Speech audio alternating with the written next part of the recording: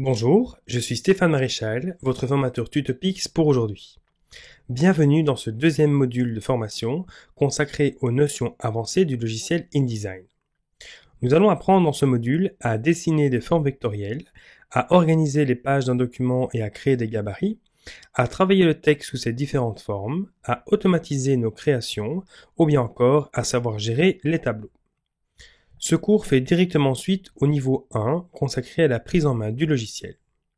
Vous trouverez ce module dans le catalogue de formation Tutopix intitulé InDesign niveau 1, prise en main du logiciel. Dans cette séquence, nous allons apprendre à dessiner des formes de base. Pour commencer, ouvrons le document appelé 1 les formes de base se trouvant dans les ressources de cette formation.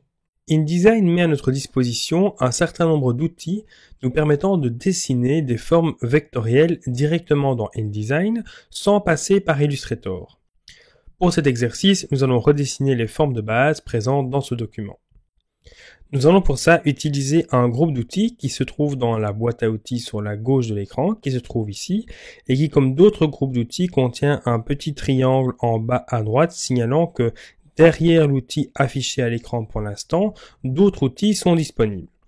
Pour afficher ces autres outils, nous allons enfoncer le clic gauche de la souris et faire apparaître ainsi les trois outils regroupés dans ce même bouton. Commençons par l'outil rectangle, remarquons au passage son raccourci clavier qui est la touche M. Une fois sélectionné, mon curseur se transforme en petite croix qui va me permettre de dessiner la forme directement dans le document. Pour ce faire, nous allons enfoncer le clic gauche de la souris et tout en le maintenant, descendre la souris pour tracer ainsi notre forme. Comme on peut le voir ici, la forme a été dessinée mais ne contient encore aucune propriété, c'est-à-dire que nous n'avons pas appliqué ni de contour ni de fond à cette forme. Pour appliquer une couleur de fond, nous allons utiliser la palette nuancée qui se trouve sur la droite dans les raccourcis de l'espace de travail les indispensables et cliquer sur une couleur, par exemple bleu, pour remplir cette forme de la couleur. Nous pouvons ensuite prendre l'outil flèche et ainsi pourquoi pas déplacer notre forme sur le modèle et pourquoi pas aussi venir redimensionner cette forme exactement à la dimension demandée. La deuxième forme à tracer est un carré. Pour pouvoir tracer un carré parfait, nous allons utiliser l'outil rectangle qui est ici en combinaison avec la touche majuscule ou Shift qui va nous permettre en fait de conserver les proportions de notre forme. Je vais enfoncer le clic gauche de ma souris et sans rien faire, je vois qu'ici j'ai une totale liberté de création de ma forme. Si maintenant j'enfonce la majuscule, je peux voir ici qu'InDesign va contraindre l'outil à dessiner un carré parfait et je vais pouvoir ici m'adapter à la forme, lâcher d'abord la souris et puis ensuite la majuscule. Nous avons à présent un carré parfait, comme on peut le voir ici, qui a la même hauteur et la même largeur. Nous allons également lui appliquer une couleur, qui sera aussi ici le bleu. Passons à l'outil ellipse. Toujours dans le groupe d'outils se trouvant ici, un clic gauche enfoncé va nous permettre d'afficher le deuxième outil qui est ellipse, raccourci clavier L. De la même manière que l'outil précédent, nous allons pouvoir dessiner notre forme simplement en maintenant le clic gauche et en descendant sur notre document. Notre tracé est là, nous allons lui appliquer une couleur qui sera ici par exemple le rose. Pour le cercle qui est ici, même opération, comme il s'agit d'un cercle et plus d'une ellipse, c'est-à-dire que le diamètre est proportionnel, nous allons de nouveau enfoncer la touche majuscule, ce qui va nous permettre de dessiner un cercle parfait. Sans la majuscule, nous avons de nouveau une liberté totale de création, mais ce qui ne nous correspond pas ici à l'exercice. Donc enfonçons la touche majuscule pour dessiner notre cercle, appliquons une couleur et nous avons ici notre quatrième forme. Nous allons la déplacer légèrement avec la flèche noire, voilà, pour l'aligner sur le modèle. Passons maintenant à la forme suivante. Il s'agit d'un polygone qui va donc être tracé avec l'outil polygone qui se trouve au même endroit dans la barre d'outils, ici, qui ne possède pas de raccourci clavier. De la même manière, nous allons tracer la forme sur notre document en maintenant la majuscule enfoncée pour tracer une forme parfaite. Nous allons y appliquer une couleur, dans le nuancier, par exemple ici, le jaune. Il nous reste maintenant à tracer ici le triangle isocèle. Il n'existe pas d'outil triangle, mais il s'agit ici simplement d'un polygone à trois côtés. Pour choisir le nombre de côtés avant de tracer le polygone, il suffit simplement d'effectuer un clic gauche sur le document afin d'afficher cette fenêtre de réglage qui comporte un certain nombre d'options, mais notamment ici le nombre de côtés que va contenir le polygone. Pour tracer notre triangle, nous avons besoin de 3 côtés. Confirmons par OK et puis ensuite dessinons notre triangle.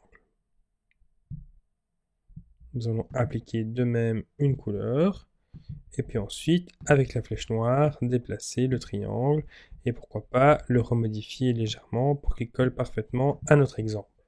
Il nous reste maintenant à dessiner la dernière forme. Il s'agit ici d'un triangle rectangle avec ici un angle à 90 degrés. Avec l'outil polygone, ça ne va pas fonctionner. Nous allons donc devoir utiliser l'outil rectangle, dessiner un carré et puis ensuite supprimer ici un point d'ancrage. Faisons la manipulation avec l'outil rectangle. Nous allons tracer ici un carré, donc avec la touche majuscule enfoncée. Appliquer une couleur. Et puis venir retirer ici un point, ce qui va nous permettre de faire apparaître notre triangle. Avec la flèche blanche qui est ici, nous avons en fait la possibilité de modifier les différents points qui constituent notre forme et ainsi la déformer. Dans notre cas, nous allons uniquement sélectionner le point qui est ici et appuyer sur la touche Delete pour le supprimer et ainsi dessiner notre triangle rectangle. Nous avons vu ici les différentes manières de dessiner les formes de base. Allons un peu plus loin. Passons à la page 2 de cet exercice.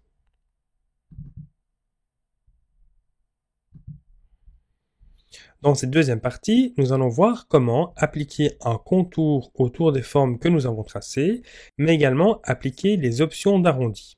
Pour tracer le premier exemple qui est ici, nous allons simplement prendre notre outil carré que nous connaissons, tracer un carré en enfonçant la majuscule, appliquer un fond de couleur bleue et un contour ici de couleur rose. Alors pour appliquer le fond, dans la palette nuancier, nous allons appliquer ici la couleur bleue.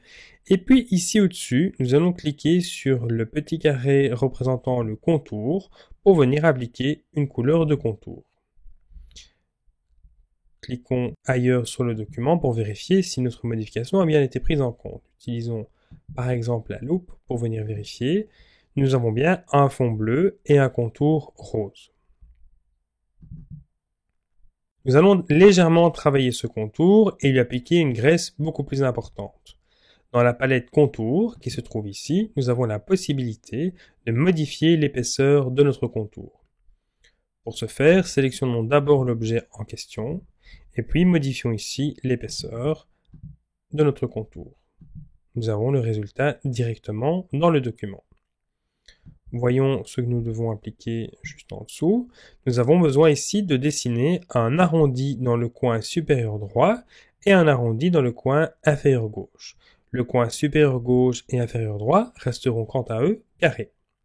Cette manipulation peut se faire sur tous les objets d'InDesign à condition qu'ils soient vectoriels, c'est-à-dire une forme que nous avons dessinée ou bien encore un bloc qui va contenir un média. Les options d'arrondi se trouvent dans le menu Objet, Options d'arrondi.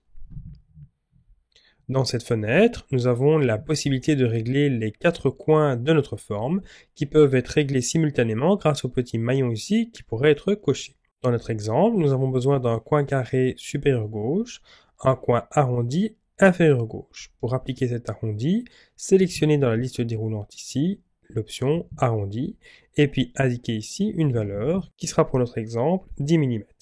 Le coin inférieur droit reste tel quel et le coin supérieur droit va être également arrondi de la même valeur, c'est-à-dire 10 mm. On peut voir directement dans l'aperçu le résultat. Nous confirmons par OK et nous avons notre première forme qui colle à notre exemple. Passons à la deuxième forme. Dupliquons la première afin de gagner un peu de temps. Avec la touche Alt, nous allons pouvoir effectuer une copie de cette forme. Appliquons un fond jaune et un contour rose. Dans la palette nuancier, nous allons appliquer un fond de forme en prenant soin de bien sélectionner ici le fond et en cliquant sur la couleur jaune pour remplir le carré de jaune. Nous avons besoin de récupérer les 3 coins ici carrés et le coin supérieur droit d'avoir un arrondi inversé. Retournons dans les options, donc objet, option d'arrondi. Nous allons appliquer le coin arrondi en bas à gauche, donc ici 100. Et alors dans le coin supérieur droit, appliquer ici un arrondi inversé et d'appliquer la valeur qui sera 20 mm, même 30 mm. Appuyons sur OK pour confirmer et nous pouvons ensuite positionner notre forme sur le modèle. Il nous reste maintenant à construire cette petite grille d'éléments qui va, vous allez le voir, se construire très rapidement. Avec l'outil ellipse, qui se trouve ici, nous allons construire cette grille avec l'outil directement. Pour concevoir ceci, nous allons faire une manipulation un peu plus complexe qui est la suivante. Dessiner la forme arrondie en enfonçant la majuscule pour être certain d'avoir un rond parfait. Et puis ensuite, tout en conservant le clic enfoncé et la majuscule enfoncée, nous allons tracer des colonnes et des lignes de forme. Les colonnes vont être créées avec la touche flèche de droite du clavier, comme ceci. Nous allons pouvoir créer 5 colonnes. Et avec la touche du bas, nous allons pouvoir créer les lignes qui vont constituer la forme. Et nous avons ici notre grille de petits points. Nous allons la tirer pour avoir la taille demandée et puis lâcher le tout pour constituer ici la grille qui doit être maintenant remplie par de la couleur.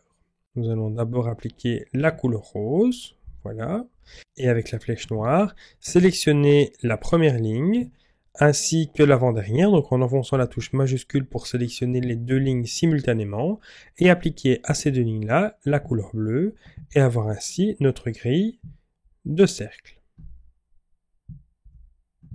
Cette grille d'éléments peut être réalisée avec les trois outils utilisés précédemment, à savoir l'outil rectangle, l'outil ellipse et l'outil polygone. Dans cette séquence, nous avons vu comment dessiner des formes de base, comment leur appliquer une couleur de fond et une couleur de contour, et comment dessiner une grille d'objets.